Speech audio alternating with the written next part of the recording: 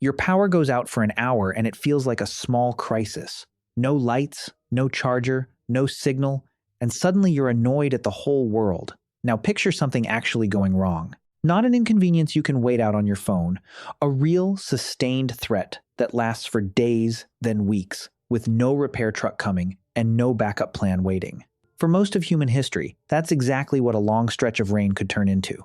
Not just wet and miserable, something that built quietly in the background until it became one of the most dangerous stretches of time a person could live through. At first, it barely registers as a problem. The fire gets pulled a little closer under whatever cover exists. People wait it out, mildly annoyed, the way you'd wait out a long red light.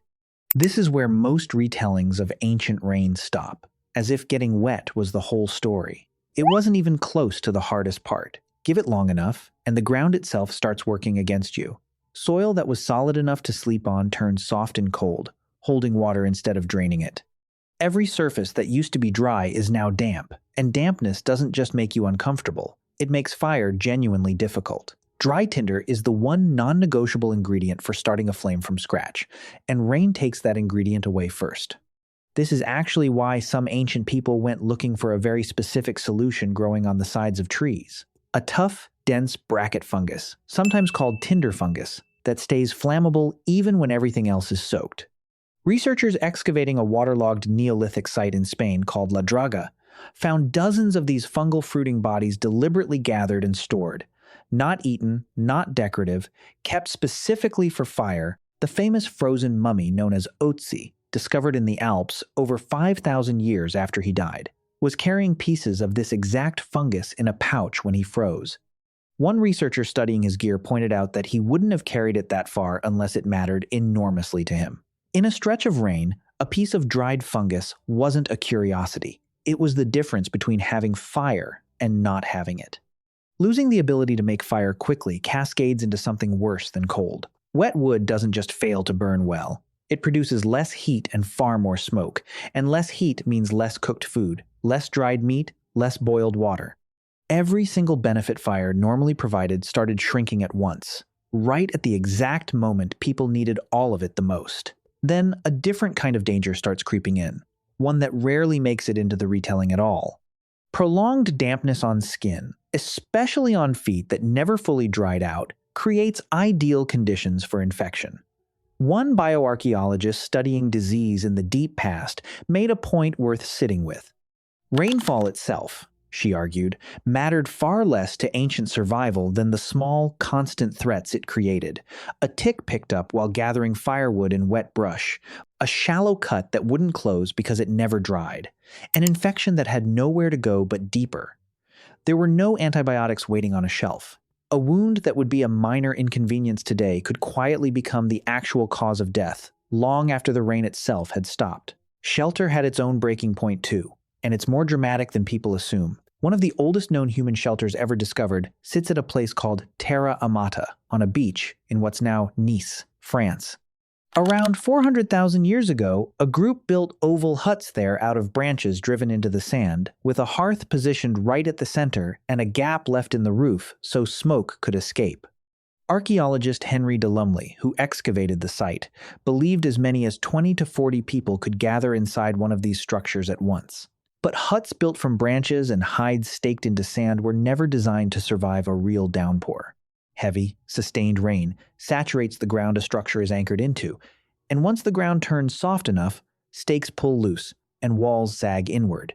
A shelter that took days to build could come apart in a single bad night, and when it did, whatever protection it offered simply vanished right when it was needed most. Losing a shelter mid-storm does more than expose people to the weather. It exposes them to whoever else is also looking for shelter. Flooding pushes water into low-lying caves and rock overhangs, the same kind of dry, defensible spots humans preferred, and animals looking to escape rising water make exactly the same calculations humans do.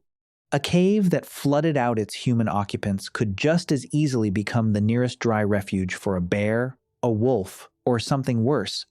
And there are recorded cases of predator and human occupation layers overlapping at the same rock shelter sites at different points in time. Nobody was choosing to share space. The water was making that decision for everyone.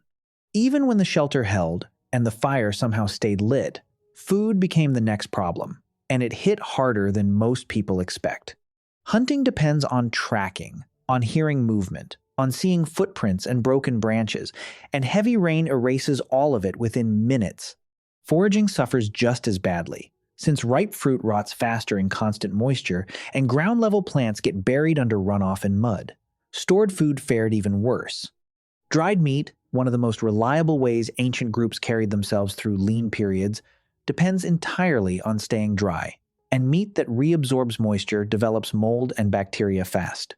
A stockpile that was supposed to last through a hard stretch could spoil within days of it, turning a temporary shortage into an outright famine. Archaeological evidence backs up just how severe this could get on a larger scale. At a site called Pingliangtai in China, researchers studying 4,000-year-old sediment layers found evidence of catastrophic monsoon rainfall that would have devastated food supplies across an entire region, serious enough that the community had already built ceramic pipe drainage systems specifically to fight back against it. That's not a minor inconvenience being engineered around. That's an entire settlement organizing itself around a threat it had learned, likely through repeated hard experience, was capable of taking everything. And there's a quieter cost to all of this that's easy to overlook entirely. Being trapped together in a cramped, damp shelter for days on end, with food running low, tempers running short, and no ability to escape outside for relief, put a strain on people that had nothing to do with the weather itself. Small disagreements had nowhere to dissipate. Anthropologists studying group dynamics in confined environments, including modern research on isolated field stations and expedition crews, consistently find that prolonged confinement with a fixed group of people increases conflict, regardless of the era or the reason for the confinement. There's no reason to think ancient humans were immune to that pressure. If anything, with higher stakes and fewer distractions, it may have hit harder. So what actually got people through it? Not one clever trick, but a stack of overlapping habits that, together, bought enough margin to survive. Gathering fungus before it was needed, not during a crisis. Choosing shelter sites on elevated ground, specifically because low ground flooded first. A pattern researchers have documented at sites like Boila Rock Shelter in Greece, where sediment layers preserve a record of past flooding events tied directly to where people chose and later stopped choosing to live. Treating wounds seriously the moment they appeared instead of waiting to see if they'd heal on their own. And simply enduring the social friction of being stuck together, because the alternative, splitting off alone in a flood, was far more dangerous than putting up with an irritable neighbor for a few extra days. None of this looked heroic while it was happening. It looked like discomfort, boredom, minor decisions made under pressure, repeated day after day until the rain finally broke. But that accumulation of small, correct choices is the actual reason any of it worked. Your ancestors didn't outsmart a flood with one brilliant idea. They outlasted it, one damp, miserable, carefully managed day at a time, and every one of them made it through enough of those stretches to eventually produce you, sitting somewhere dry right now, mildly irritated that the power might flicker for an hour,